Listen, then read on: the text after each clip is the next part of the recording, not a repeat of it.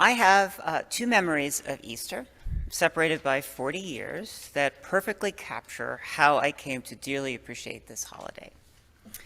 I should start by saying that I was raised in a liberal but seriously Catholic family. My father was for years a university administrator working at small Catholic colleges until eventually becoming the first lay president of St. John Fisher College in upstate New York. At my father's inauguration, Governor Mario Cuomo came to give the keynote address about his and my father's shared faith and their heroes, St. John Fisher and St. Thomas More.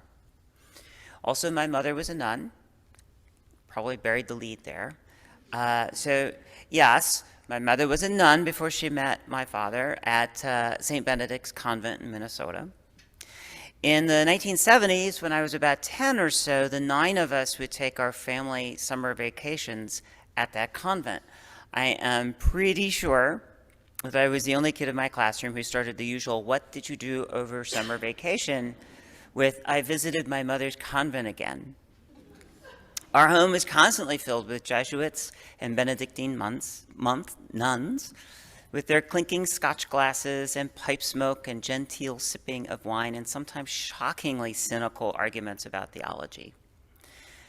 Despite all that, I wasn't then a fan of Easter. A lot of that had to do with choosing Easter Vigil Mass over Easter Sunday Mass. For those of you unaware of that distinction, Vigil is a 3-hour marathon that to a 10-year-old is excruciating.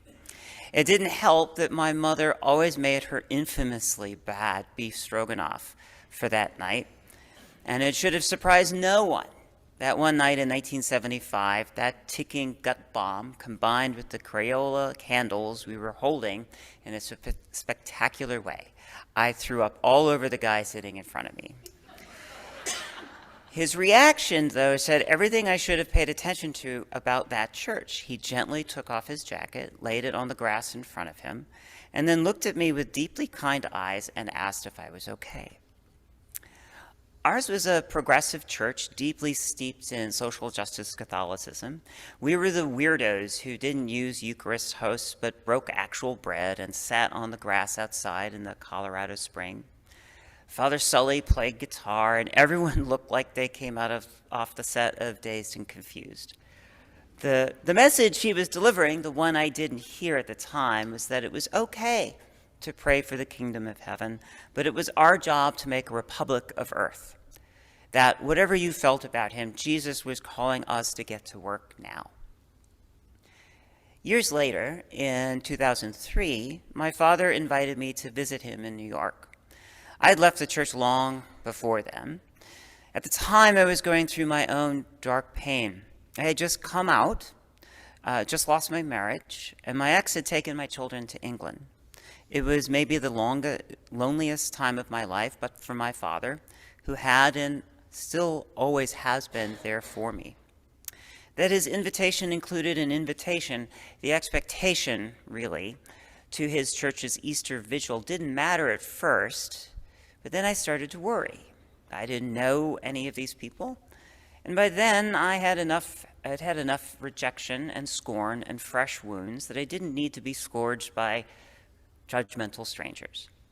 But he's my dad, and I figured that the least I could do was sit through another vigil for him.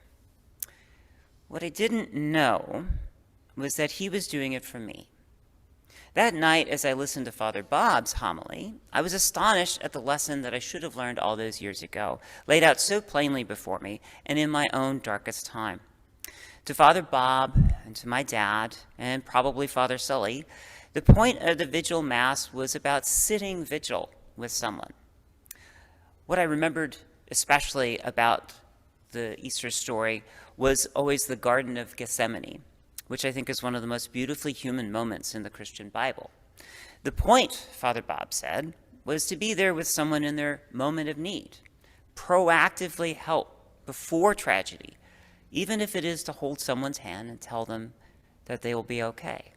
It's what makes the story so haunting, because as much as Jesus wanted to do that for others, those closest to him couldn't do it when he needed it the most. Today, we often associate vigils with events after tragedy, teddy bears and candles and cards and song, and that has its place. But in the social justice church I was raised in, the peace that still remains, the central message of the Easter story is about working now to make now a better place, to make now better for people who are suffering, to take off that jacket and check on that sick kid, to hold your daughter and surround her with love and let her know that she isn't as alone as she thought she was. And so I return as much as I can, usually every year, to my father's welcoming church for Easter Vigil of all things. It's the only day I would even consider going to Mass because of that central lesson learned at long last. I just don't have beef stroganoff before I go now.